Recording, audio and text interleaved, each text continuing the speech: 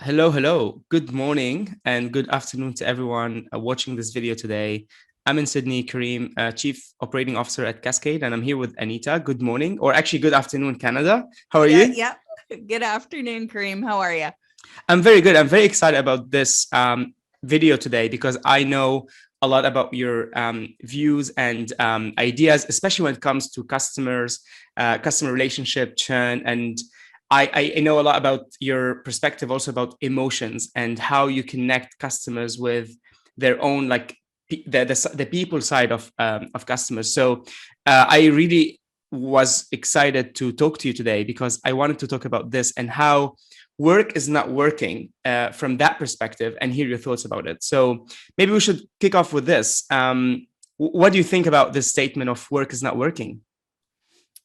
I would agree. I think with so much that's happened, like we're 18 months in or so, almost 19, 20 months, depending on when this podcast goes live with the coronavirus. A lot has shifted with work, and some things are working well. There are people who are happier not to have to commute. There's certainly, challenges though with working from home.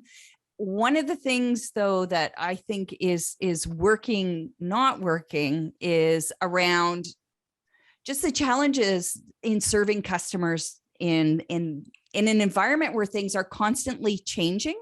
Right. And changing in new ways. I think that that's probably the biggest thing that isn't working right now with respect to working. What do you see are the main things that are changing, especially with the pandemic and the remote working for the customers? Is it something about the service? Is it something about the relationship? Where is the biggest problem? Well, it really depends on who the end customers are, right? Is it B2C or is it B2B? With B2C, depending on who you serve, if let's say you're in the tourism industry or hospitality industry, as restrictions come and go, different places are requiring different things. It's much more of a challenge to serve those types of customers because you really don't know what's going to be coming down the pipeline because of the pandemic, let's say in the next month, 2 months, 3 months, and it really becomes a challenge. It's not only personally exhausting, but in terms of serving the customers, it gets exhausting too, because from region to region, location to location, you have no idea what's going to happen. So that's on that side. On the B2B side, it's perhaps, and B2B tends to be a little more stable. However, depending again on who your customers are, some of that overlap might be happening, like in the B2C world, where again, there's volatility depending on what countries are doing with respect to their pandemic regulations. And it's becoming a real challenge for companies to figure out how best to serve their customers when there's so much volatility and so much that's unknown. I mean, one of the great things about forecasting is you look at the past, you go, okay, well, based on this and this and this, we forecast that going forward, this is what it's going to look like. And it's become really hard, particularly in the B2C sector, but also in B2B, depending on who it is you serve. And I think that's a challenge for everybody right now. Yeah, I think I love what you said here, especially when it comes to predictability. I think predictability or volatility are happening now at macro level, and countries and the restrictions and how the government is telling us where to go and what to do. But also in terms of personal level, we are also becoming more volatile and our emotions are changing because of these restrictions and the evolution of the pandemic, et cetera, et cetera. So one day you wake up and you are excited about working from home. And one day you just missed every single colleague in the office. So emotions are changing and we have to manage this emotion, especially when it comes to our relationship with the customer, right? So do you see this as well? I do. So I work primarily with customer success, sometimes customer support teams as well. They're customer facing. They are in this all the time. And when the pandemic first hit, these folks were just overwhelmed.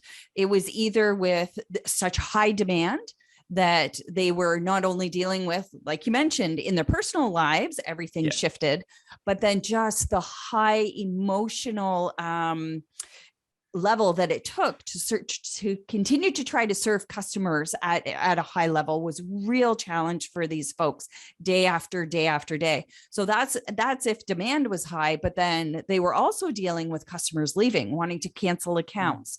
And that was a real difficulty as well. So in working with customer success and customer support, it's been challenging for them all around. And customers too, you still, even if this is the 40th person you've spoken to today who wants to cancel their account, a lot of these people, I have to give them credit. We talk about healthcare workers and the great role they played. And I don't want to put this on the same level necessarily because I don't think they are, but these customer support, customer success, workers as well were really challenged to try to provide the best level of customer support, customer experience that they could, given how drained they were. And a lot was happening too with respect to their teams, right? So management was often cutting budgets, freezing things. It was from day to day, they didn't know what's going on. And things have settled, but there's still real uncertainty as this Delta variant is now gaining ground. Does it mean we're going to go back to that? Does it, there's a lot people are worried about, and it takes a toll over time. All right. Obviously a lot of things that we can unpack here. One of them is, again, I think the emotions and how people decide based on emotion. And I think you mentioned B2C and B2B. When you are a B2C customer, you go and emotionally buy stuff. When you are actually a B2B customer, you also go and buy things based on emotion and sometimes cancel based on emotion. But what are the main things that actually emotions come into when it comes to a decision that we make from a B2B perspective, maybe, and how these customers are churning or interacting with the customer support or customer success teams, and where's the emotion involved the most, if that makes sense? Right. Yeah, absolutely. So emotion is involved all the way across the customer journey. And I look at it as like the customer journey is a lot like a romantic relationship. So are we going this way? Okay, let's talk about it. I like it. Okay, let's go this way. So in the sort of what you would call lead generation phase, okay, there's a lot of excitement. There's, it's very tactical. You're trying all sorts of different things to get people to just sign up, which is like when they become a customer, you're now married. Yeah. Right? And then, but what comes hot on the heels of that is with the marriage, there is expectation and there's hope. They have some problem that they want fixed, or there's some status they're trying to attain. They found your solution. They're like, okay, fingers crossed this works. So expectations are high. They feel often very happy. Okay, we found this. Let's try this out. It's going to make life better in whatever way they define that. If the honeymoon phase can be really quick or it can be very short. And the honeymoon phase is where it's like, okay, well, let's see if these expectations that I had are actually matching with reality. And when they don't match with reality, so you expected something to happen, you signed up, you spent your money, this is B2B and B2C. If those expectations are not met quickly, churned. Person gets upset, they're frustrated, they're not happy, they leave. And this can be for companies as well, where expectations and reality are a little closer, but maybe they're not totally matched up. That's when you get into what we call the marriage phase. So in the marriage phase, the tactical stuff you used in the sort of lead gen or dating phase, you can't use here. No. Right. So showing up, once in a while and saying, oh, we love you as a customer, you're amazing, to try to get them to stay is just not going to work. They want to feel valued throughout the entire relationship. So again, if expectations and reality are close, you can have three situations happen. One is that the customers are like, okay, you know what? They're making an effort. I like this. Maybe it wasn't quite what I expected, but hey, this doesn't seem too bad. And if there's an effort put in by the company or customer success team, you can maybe move them up to being actually a happy customer. All right. So their emotional journey has been brought up. Then you will have a chunk of customers that are just satisfied. They're not in love with the product, but they're not in love with the product. So they're kind of that, meh, doing okay. I could take it or leave it, but it seems to be working for me. So I'm just going to stay here. And again, the effort that the company puts in, if they put in a little more effort, they could probably bring some of those folks up to the happy level, but they've got a good chunk of them that are just, satisfied. And then you have those that, if there's very little effort put in to try to build the relationship with the customer, then of course they're like, you know what? I stuck around for a few months. I tried this out. I thought maybe it was going to be okay. And yeah, this isn't working for me.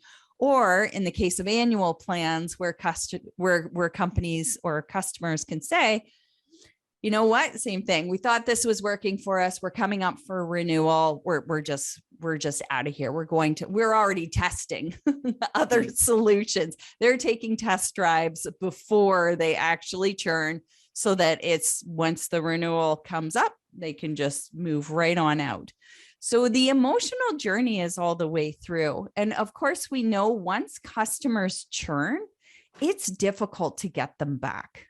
Unless the competition they've gone to has given them even a bigger gap between their expectations and reality, the likelihood of them coming back is really small. So where companies tend to put a lot of their focus is in the exciting part, the lead generation. It's tactical. Let's try this. Let's try this. Let's try this. But really it's the retention. It's the marriage. It's the longer term. It's developing and building relationships with customers where that's really financially, it makes the most sense, but also in terms of expansion revenues that you otherwise don't have when a customer churns out. So there's a lot of opportunities missed by not focusing on that customer's emotional journey once especially they become a customer. I'm getting all emotional about this topic because I think it's obviously the analogy makes so much sense. And I think there is some aspects of moving in too early with that partner. There is also having kids before being sure about the relationship. There's also the divorce or the cheating in that relationship, because you mentioned trying other software before the renewal happens and how hard it's coming back to this relationship afterwards. And I think this analogy makes so much sense. And I think it makes people more aware that there's way more effort needed into the retention than actually the acquisition. And I think that's a very important topic. So you mentioned how important the retention is versus the acquisition. And maybe my question is, do you feel a lot of companies are realizing that and are putting much more effort into the retention and monetization, making the kids, building the house, and making sure that the divorce doesn't happen? Or are we still focused on the acquisition as our main thing, and we want to date as many people as we want and as we can, and be shining and showing how beautiful we are, but then when we move in, we're disappointed? Yeah, that's when the t-shirt comes on and there's no effort six pack made anymore to impress. Right? Yeah, we're not coming with our best. I really think it depends on the vertical that companies are in. So I work with B2B SaaS companies, so software as a service. There's a lot of competition. And I think competition is good because at one time, SaaS is not that old of a business model relative to some other types of models that have been around for, hundreds of years or decades. And now the bar is so low to coming and building a SaaS company that acquisition focus only isn't going to cut it anymore. Like, I can just go right over there 12 months later, or let's say next month, and just go, you know what, didn't like your software. Well, you got 50 other competitors right here who are all doing pretty much the same thing. So I'm going to go look at them instead. I think though, overall, many companies are moving. Okay, I'm going to take a step back and say this. I have seen a movement in more traditional companies that are product based, so like actual physical product based, starting to move toward a SaaS type model, so a subscription model. And as they move to a subscription model, it becomes that same challenge that you can't focus so heavily on retention at the expense, so heavily on acquisition at the expense of retention. So as more companies start moving, yes, I think that, and I'm starting to see this, more talk about how important retention is, but retention's not sexy. Acquisition is sexy. Like you said, I want to go out, date lots of people, have fun, try different things. That's not happening in the retention side. That's the marriage. This is the long term. This is planning. This is taking work, and it's vastly different. And it's moving people into realizing, wow, the real value is in the marriage, not so much in the dating acquisition part. I love this. I think there are two things I wanted to talk a bit more about, because I think the first one is, you mentioned how the bar is so low now to become or to start an offer, to start a software, and how the bar is very high to keep your offer relevant, because as you said, there are so many competitors. So it's easy to be shiny and then get you to start with your product, but then you have to stay relevant, you have to be competing, and you have to be understanding all the time how the market is going. So there's no more opportunity to keep with your product for ages the same. You have to invest. But then you mentioned the other one, which is kind of the trial, is like, let's have this quick relationship for 14 days and see how we go. And then let's decide if you want to get married in the future. And I think it's interesting that you mentioned this and how a lot of companies are giving this as an option, because there's no more of, no, let's arrange this and then I'm going to give you a lot of demos and presentations. You will never see the product on my website. You will never see the pricing on my website. And maybe when you sign the deal, you will see it for the first time. So that's something that is happening in software. But do you have any examples of other companies that are maybe doing it outside of software and are realizing that this trial needs to happen? I see it in gyms, maybe. Yeah, you can try the gym. One other place that actually predates all of that. Which one is that? And it's old school. It's face-to-face, the car industry. When you go to buy a new car, what do? They make you in it. Yeah, say, that's true. Absolutely. For a test drive. So this is not a new concept, but it's really old. And car companies or dealerships realized a long time ago, the best way to sell you is to get you in that vehicle. And why? Because it engages all the senses. It makes you feel something, whatever it is that you're looking to get from that, whether it's feeling safe, whether it's feeling excited because you can go from 0 to 60 in, a very short period of time. Software companies in particular, because it's not tangible, need to offer something similar, but they've got to understand what is the emotion that customers want to feel? Is it they want to get rid of frustration? Do they want to feel like they're saving time so they can go and do other things? Like, if companies can dial in on that, then, and who has all this information? It's the customer success team that has it. because Absolutely. they're talking to the customers once they became customers to find out. So by taking your marketing teams and talking with customer success and sales, you can really figure out what's that customer's emotional journey from first touch all the way through, including taking, I think trials are really important. I want to see, and it's as you know, free trials or even a freemium model becomes, you're seeing more and more of it. It's getting harder now for companies to say, well, let me show you a demo, but you can't actually try it for yourself. I think people are now turning away and going, well, I don't trust you. Me I can walk up and I can look at the car, but I can't get in it. I can't see how it feels. I can't look around and see, do I like the layout of it? I just have to peek through the window.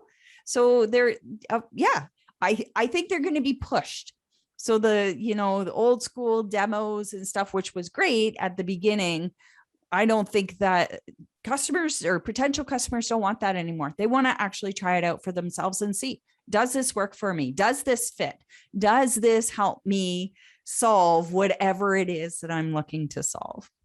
I love this car analogy. And I think when you talked about customer success, I think this is the most strategic function in any business, because as you said, they tell you what the customer need to feel.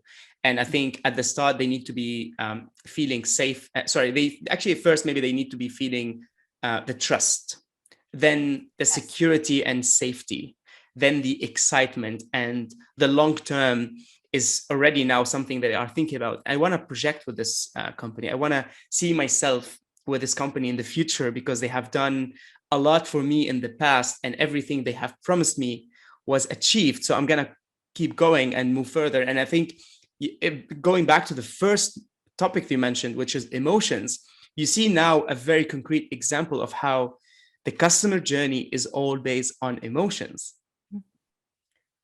It's fascinating that it's one of the most basic things that we need to think about, that we sometimes forget, and we spend so much effort on things that are not related to how do we make a customer feel, or how does the customer need to be feeling at any point in time.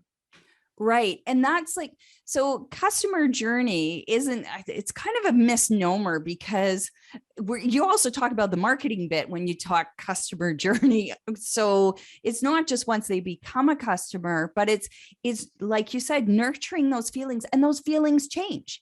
Right. When you're in a relationship with somebody for 12 months and that's business or personal, your feelings are likely different than they were when you first met and you were trying to figure things out. How do I feel about this? Do I like this? So in looking at that thread, what is the journey, emotional journey at these different touch points? That can make a massive difference. And if you can tie that back to the marketing and sales process, boom, right? Now you're attracting people who fit that profile emotionally, not just demographically or firmographically, that particular thing. Because as we know with churn, just like a marriage, it's not often one thing that happens that makes people go, oh, I'm out of here. It is a whole bunch of little things that are negative, don't like this, don't like that, blah, blah, blah, blah, blah. And then there's a tipping point, whatever that tipping point may be. So again, emotions are driving all of this until a rational decision is made. I'm done. I'm out of here. I'm going to leave. Again, personal and in business. I can tell you that I don't want to leave this conversation because it's so exciting and engaging. And I'm sure that our audience is getting so much value from it. We talked about emotion, the customer journey. We spoke about cars, we spoke about marriage. But I think if we want to just summarize this podcast in maybe 30 seconds or 1 minute, what do you think are the most important things that come to your mind when we are having this pandemic today, when we are evolving our relationship with our customers, when we are evolving ourselves as well? What are the main things that we need to talk about as a summary of this conversation today? I think the biggest thing comes down to expectations and reality, because expectations are emotional. So whether it's our own expectations on how we can perform in serving our customers, or whether it's the customer's expectations of what it's going to be like to be a customer, the more those can be managed, then I think there's more likelihood that as someone who serves customers, that I will feel better at the job I'm doing. Therefore, I'm much more invested to keep trying. And from the customer side, if they see that companies are trying, even though for all of us, everything's all up in the air, the one thing that it really offers them is this feeling of being valued. So even if their expectations might not have quite been aligned, if the company is really supporting their employees to be able to give their best, we feel that. We feel when a company is giving us the runaround. We feel when a company, it might have made a mistake and maybe even really messed up, but they're really trying to change, and you feel that they value you. So I think if there's anything, that would be it. Companies, yes, support your customers, but support your employees to be at their best, to then be able to serve your customers at the best level they can. Such an amazing summary and such an amazing conversation we had today. Thank you so much, Anita, for your time today.